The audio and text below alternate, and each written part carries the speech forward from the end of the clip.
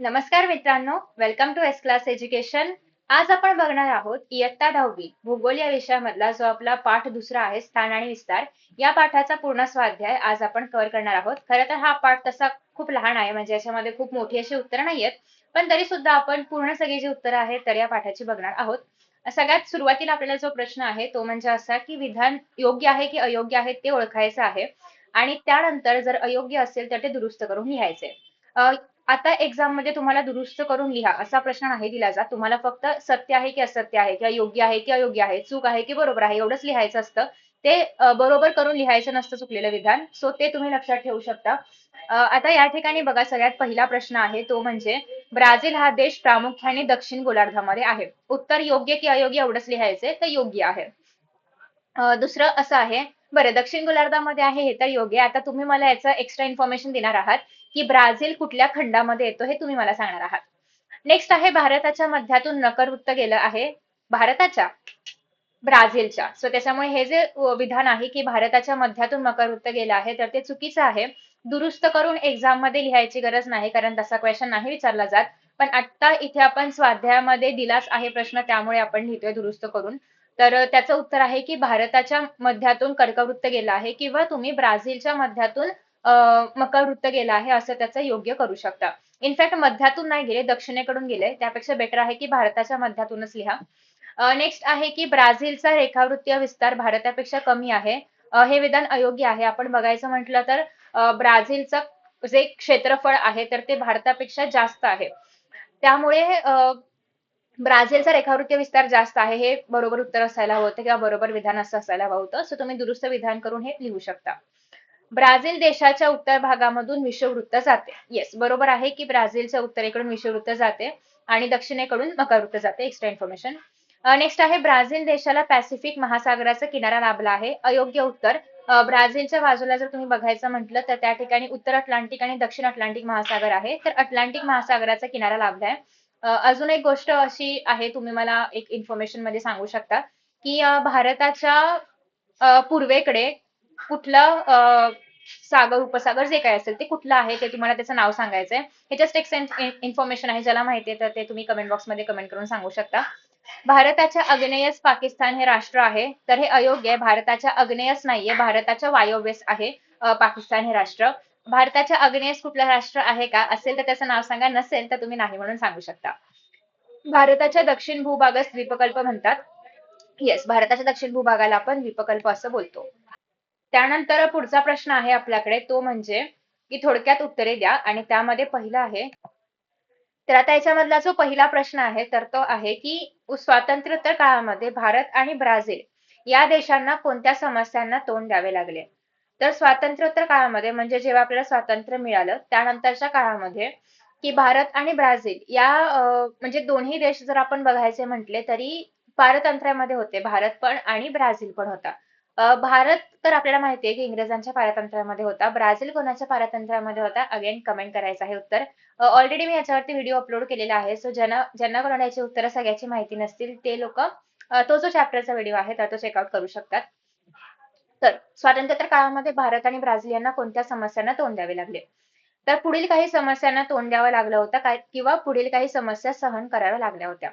पहिला आहे, भारताला स्वातंत्र्योत्तर पहिले जे 20 वर्ष आहे त्यामध्ये 3 युद्धांना सामोरे जावं लागलं. दुसरं असं आहे की भारतातील विविध प्रांतांना दुष्काळासारख्या संकटांचा पण सामना करावा लागला. भारताला वित्तीय अडचणी आणि आर्थिक विकासाचा मंद वेग यांसारख्या समस्यांना तोंड द्यावे लागले. आणि सिमिलरली ब्राझीलला पण अनेक वित्तीय आणि आर्थिक समस्यांना सामोरे जावे लागले. तर अशा पद्धतीने हे उत्तर तुम्ही लिहू शकता. साधारणतः 2 मार्कांना तुम्हाला हा प्रश्न येऊ शकतो. थोडक्यात उत्तरे लिहायचा या चॅप्टर मधून बेसिकली. तर 2 मार्कांसाठी 4 पॉईंट्स इनफ आहेत, तर हे 4 पॉईंट्स तुम्ही लिहू शकता. भारत आणि ब्राझील या दोन्ही देशांसंदर्भामध्ये कोणत्या बाबी वेगळ्या आहेत. तर फरक काय आहे भारत आणि ब्राझील यांच्यामध्ये स्थानासंदर्भात. याच्यामध्ये तुमच्याकडे ऑप्शन आहे, तुम्ही जर तुम्हाला अक्षवृत्त रेखावृत्ताचे जे नंबर्स आहेत तर ते बायहार्ट असतील, तुम्ही ते पण इथे मेन्शन करू शकता लिहिताना की कुठून कुठल्या अक्षवृत्तापर्यंत भारत आहे, कुठून कुठल्या अक्षवृत्तापर्यंत ब्राझील आहे. सेम फॉर रेखावृत्त जर तुम्हाला पाठ असेल तर, नसेल तर असं उत्तर लिहिलं तरी पण चालेल. तर पहिलं हे आहे की भारत पूर्णपणे उत्तर आणि पूर्व गोलार्धामध्ये आहे, तर ब्राझील दक्षिण उत्तर आणि पश्चिम गोलार्धावरती पसरलेला आहे, गोलार्धामध्ये पसरलेला आहे. भारत आशिया खंडाच्या दक्षिण भागामध्ये आहे, तर ब्राझील दक्षिण अमेरिका खंडाच्या उत्तर भागामध्ये आहे.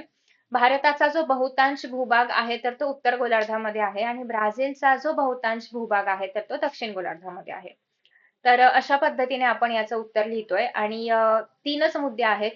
याच्या व्यतिरिक्त तुम्ही अजून एक मुद्दा लिहू शकता की भारताच्या मध्यातून कर्कवृत्त जातं आणि ब्राझीलच्या उत्तरेकडून विषुववृत्त आणि दक्षिणेकडून मकरवृत्त जातं. हे पण तुम्ही अजून एक पॉईंट ह्याच्यामध्ये ऍड करू शकता, अनदर पॉईंट.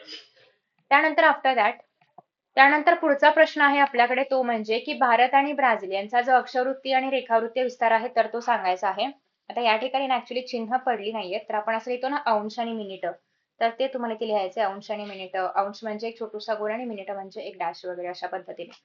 तर अक्षवृत्तीय विस्तार 8 अंश 4 मिनिटे उत्तर ते 37 अंश 6 मिनिटे उत्तर आणि रेखावृत्तीय विस्तार 68 अंश 7 मिनिटे पूर्व ते 97 अंश 25 मिनिटे पूर्व अशा पद्धतीने भारताचा अक्षवृत्तीय आणि रेखावृत्तीय विस्तार आहे. सिमिलरली जर ब्राझीलमध्ये बघायचं म्हटलं तर 5 अंश 15 मिनिटे उत्तर ते 33 अंश 45 मिनिटे दक्षिण आणि रेखावृत्तीय विस्तारमध्ये 34 अंश 45 मिनिटे पूर्व ते 73 अंश 48 मिनिटे पश्चिम. तर अशा पद्धतीने हा पूर्ण अक्षवृत्ती आणि रेखावृत्तीय विस्तार आहे भारताचा आणि ब्राझीलचा. डोंट वरी, मोस्टली हा क्वेश्चन एक्झाम मध्ये नाही विचारला गेलाय आणि पीवायक्यूज मध्ये पण नाही आणि शक्यता पण खूप कमी आहे. सो पहिले 2 क्वेश्चन जे आहेत तेवढेच केले तरी पण चालेल. त्यानंतर पुढचा आपल्याकडे क्वेश्चन आहे तो म्हणजे नेक्स्ट, की तुम्हाला योग्य पर्याय निवडायचा आहे किंवा अचूक पर्याय निवडायचा आहे. यामध्ये पहिला प्रश्न आहे की भारताचे सर्वात दक्षिणेकडचे टोक डॅश या नावाने ओळखले जाते. कोणत्या नावाने ओळखले जाते? लक्षद्वीप, कन्याकुमारी, इंदिरा पॉइंट की पोर्ट ब्लेअर. तर भारताचं जे सगळ्यात दक्षिणेकडचं टोक आहे तर ते इंदिरा पॉइंट या नावाने ओळखले जातं. दक्षिण अमेरिका खंडामधले हे जे 2 देश आहेत तर ते ब्राझीलच्या सीमेलगत नाहीयेत. Chile, Ecuador, Argentina, Bolivia, Colombia, French Guiana, Suriname, Uruguay. आपण जर ब्राझीलचा मॅप बघायचा म्हटला तर त्यामध्ये अर्जेंटिना तर आहेच, ज्याच्यामध्ये तुम्हाला बघायला मिळते की ब्राझीलच्या सीमेलगत आहे. फ्रेंच गियाना पण आपण बघितलं की ऑलरेडी ब्राझीलच्या उत्तरेकडच्या भागामध्ये आहे फ्रेंच गियाना. सुरिनाम, उरुग्वे पण आपण बघितलं की ऑलमोस्ट साधारणतः काय म्हणूयात आपण नैऋत्य भागामध्ये वगैरे किंवा एक पश्चिम भागामध्ये वगैरे तुम्हाला उरुग्वे बघायला मिळतंय.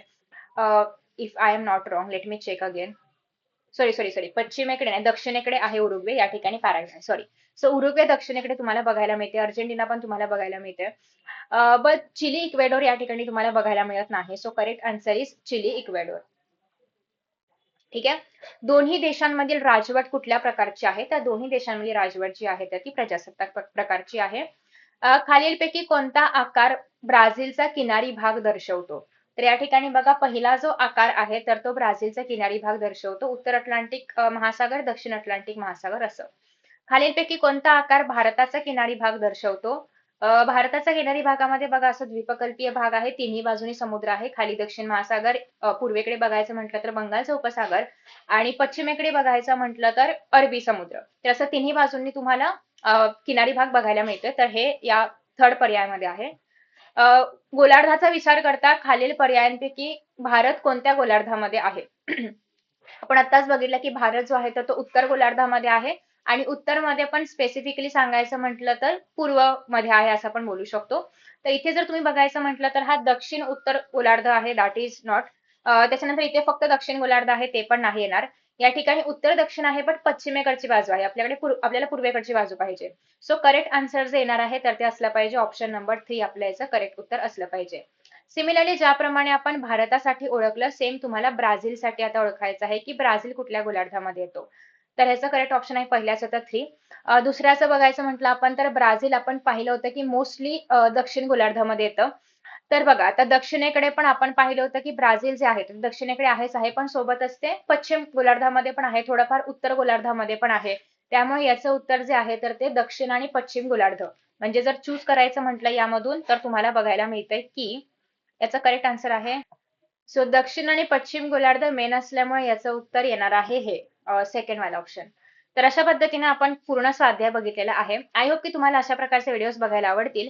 जर तुम्हाला अशाच प्रकारचे व्हिडिओज बघायचे असतील पुढच्या चॅप्टरसाठी पण तर खाली कमेंट बॉक्समध्ये कमेंट करून नक्की सांगा.